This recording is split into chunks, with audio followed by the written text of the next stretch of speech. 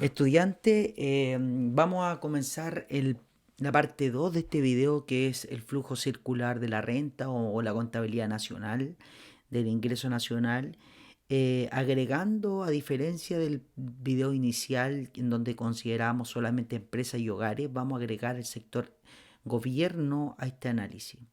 Bueno, cuando agregamos el sector gobierno al análisis, se agregan matices distintos a la problemática.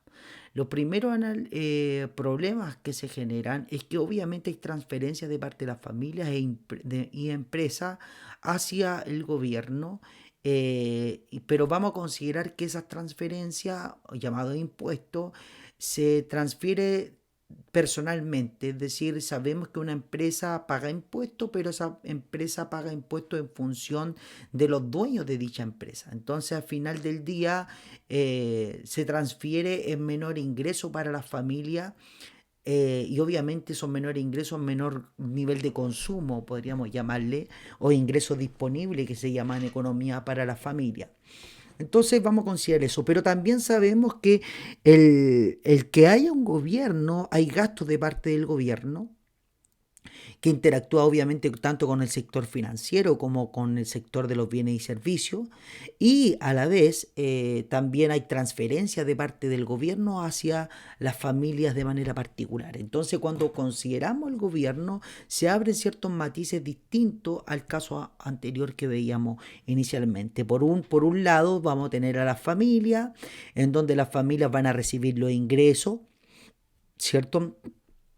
Que se deben netamente por el mercado de factores productivos, en donde las familias venden sus servicios, servicios tanto al sector privado, que llamamos empresa, y obviamente las familias reciben ese ingreso. Y con ese ingreso, las familias pueden destinarlo a dos fuentes principales. La primera fuente es consumo y ahorro, que obviamente el ahorro va al sector financiero y el consumo de bienes y servicios. Esos son los dos que veíamos en el caso anterior. Pero ahora las familias deben también pagar con sus ingresos los impuestos que van al sector gobierno. Sí, pero el sector gobierno a la vez también genera transferencias a la familia en términos de ingresos. Y llamamos transferencias, llamamos a dinero o bonos o cantidad de dinero que transfiere el sector gobierno a estas familias de manera líquida. ¿Sí? Transferencias líquidas para el sector familia del sector gobierno. Entonces, cuando tenemos la empresa de la familia reciben obviamente ingresos en términos de los bienes que compra la familia, ¿sí? Del consumo, reciben los ingresos y obviamente las empresas emiten producción al mercado de bienes y servicios, que obviamente las familias son las que consumen esa producción de bienes y servicios. Y obviamente las empresas emiten pago de factores productivos donde se transforman en ingresos para la familia, y aquí hay una doble transferencia en términos de crédito de la empresa al sector financiero, y obviamente el sector financiero también las empresas pueden ahorrar en el sector financiero en términos de crédito. Entonces por eso es la línea hacia los dos sentidos. Pueden pedir crédito como también puede generar ahorro al sector externo o al sector financiero la empresa. ¿Sí?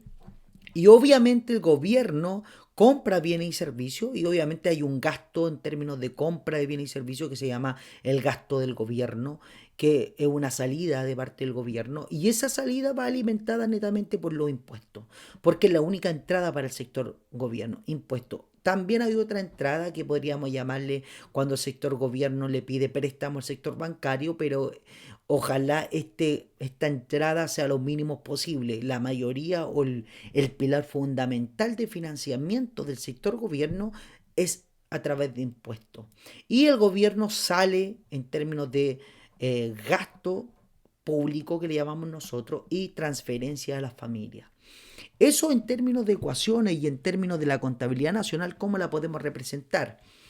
Primero que todo, existen dos partidas que antes no estaban, que eran las partidas de impuesto y transferencia, que esas partidas se relacionan directamente con las familias en términos de su consumo. Entonces, por lo tanto, vamos a cambiar la partida de ingreso de la parte de la familia, y la familia no van a recibir tan solo el ingreso que viene de los factores productivos, sino que más bien ahora las familias obtienen un nuevo ingreso y a ese nuevo ingreso le vamos a llamar ingreso disponible. ¿Qué es el ingreso disponible? Es el ingreso que recibían inicialmente menos las transferencias que dan en términos de impuestos al sector gobierno y más las transferencias que el gobierno le entrega a la familia. Entonces el ingreso disponible es el ingreso que reciben por los factores productivos que la familias otorgan, menos los impuestos que pagan las familias, porque es una salida para las familias, más las transferencias que reciben de parte del gobierno. Y eso le llamamos el ingreso disponible. Eso es lo que le queda al final del día a una familia. Una familia no es que él consume todo su ingreso y eso es lo que gasta, sino que más bien el ingreso tiene que destinar para impuestos, y del ingreso también reciben otro tipo de ingresos que se llaman transferencias. Comúnmente los impuestos son más que las transferencias de parte del gobierno, siempre. Entonces el ingreso disponible ahora es el que se destina a consumo y ahorro. No es el ingreso, sino lo que se dispone del ingreso, lo que queda del ingreso, es lo que se destina a consumo y ahorro. ¿Sí? Entonces, del ingreso tenemos impuesto, transferencia, el ingreso disponible de la familia y del ingreso disponible uno va para consumo y el otro va para ahorro. Entonces aquí ya tenemos este lado abarcado, ya está finiquitado. Entonces, podemos decir que el ingreso, que el consumo más el ahorro, ¿cierto? Va a ser el igual al ingreso disponible. ¿Y qué es lo que es el ingreso disponible? Es el ingreso menos las transferencias, menos los impuestos, perdón, más las transferencias, ¿sí? Que les vamos a llamar TR. Si generamos, digamos, una partida en donde utilizamos y movemos la ecuación y pasamos el ahorro hacia el otro lado, el consumo no es nada más que el ingreso disponible, que es todo este lado, menos el ahorro de la familia. Eso es el consumo. Es el ingreso disponible menos los ahorros de parte de la familia. Por otro lado, nosotros sabemos que la demanda agregada de los bienes y servicios, que es la cantidad de bienes y servicios que se consumen en la economía, vienen por dos puntos relevantes. Consumo, que aquí viene el consumo de la familia. Otro coso es el gasto del gobierno y otro es la inversión. Fíjense que son las únicas tres, digamos, flechitas que apuntan hacia el mercado de bienes y servicios. ¿Por qué? Porque son las tres partidas relevantes en donde se demandan bienes y servicios al mercado de bienes y servicios. Entonces la demanda agregada viene por el consumo que pide la familia, por el consumo que llamamos gasto que quiere el gobierno y por el consumo que llamamos inversión que quieren las empresas. Entonces que se compran consumos de familia, se gasta dinero en bienes y servicios de parte del gobierno y inversión de parte de las empresas, digamos, privadas. Entonces, consumo, inversión y gasto son los puntos relevantes de este problema. Si reemplazamos el consumo, que lo tenemos acá tipificado, en esta ecuación, ¿sí? Ahora tenemos esto que está aquí. Todo esto, todo esto es consumo. Más la inversión, más el gasto. Y obviamente comenzamos a trabajar esta ecuación.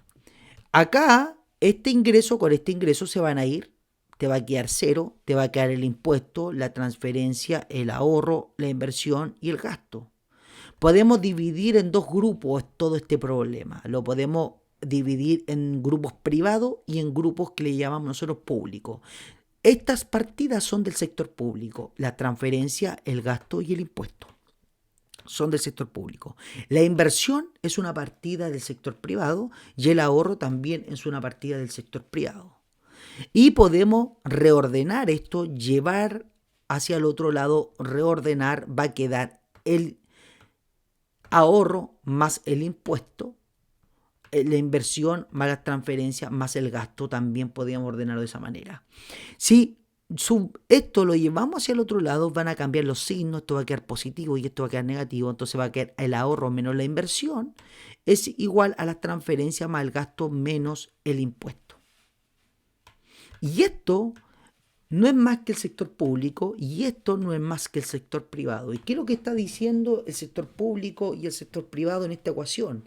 Lo que está diciendo que cuando tenemos el sector público en el problema, los desahorros de cada sector se alimentan con el otro sector. Por ejemplo, si aquí se genera más ahorro que inversión, ¿qué está generando ese ahorro? ¿El ahorro hacia dónde se está yendo? Bueno, la única manera de que se genere más ahorro que inversión es porque el ahorro se está destinando hacia el otro sector.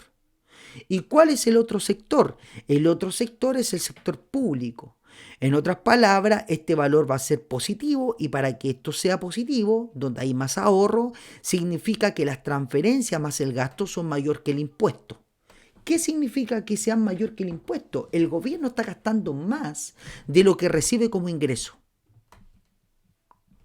Porque las transferencias es salida del gobierno, el gasto es salida del gobierno y el impuesto es entrada del gobierno.